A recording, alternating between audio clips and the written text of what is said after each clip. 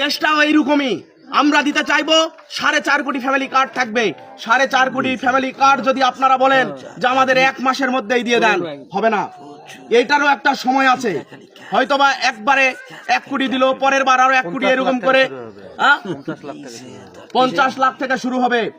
এইরকম করে ধাপে ধাপে ধাপে ধাপে এই 4 কোটি পরিবারকে এই ফ্যামিলি কার্ড দেওয়া হবে। এবং আমার কৃষক ভাইদের জন্য একটা কৃষি কার্ডের ব্যবস্থা করা হবে। কৃষি কার্ডের ব্যবস্থা করা হবে। কৃষি কার্ডের ব্যবস্থা করা হবে। ওই কৃষি কার্ড, আপনার ফসল নষ্ট হয়ে গেছে, আপনারা ফসল নষ্ট হয়ে গেলে আপনারা সেটাকে সেই ঘাটতি পূরণ করতে পারেন না, কিন্তু সরকারের পক্ষ থেকে আপনার অল্পটুকু হলেও এই ঘাটতিটা পূরণ করে দেওয়া হবে ইনশাল্লাহ। আর আপনাদের কাছে সর্বশেষ ধানের শীষে ভোট চেয়ে, আমি জানি আমাদের এই যে রামশালা বলেন, হাজরাপাড়া বলেন বা আশেপাশের যে এলাকাগুলো আছে, এই অতীত যত যে কিছুদিন আগে নির্বাচন যেগুলো হয়ে গেছে 17 বছর, সেগুলাকে দিলাম।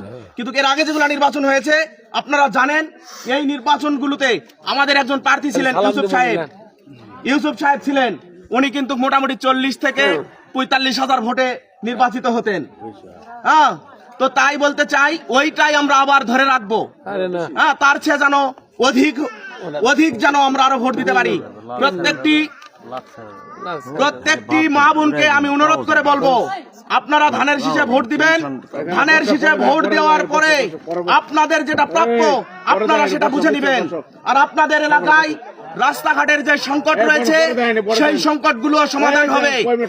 ডিসি স্যার, সাবেক ডিসি মহোদয়, যিনি আমাদের জয়পুরহাট 2 আসনের প্রার্থী, উনি কিছুক্ষণ আগে একটি কথা সভাতে বলেছেন, যেগুলো রাস্তার আইডি নাম্বার আছে, এইগুলো রাস্তার কাজ নির্বাচনের পরপরই ইনশাল্লাহ হয়ে যাবে।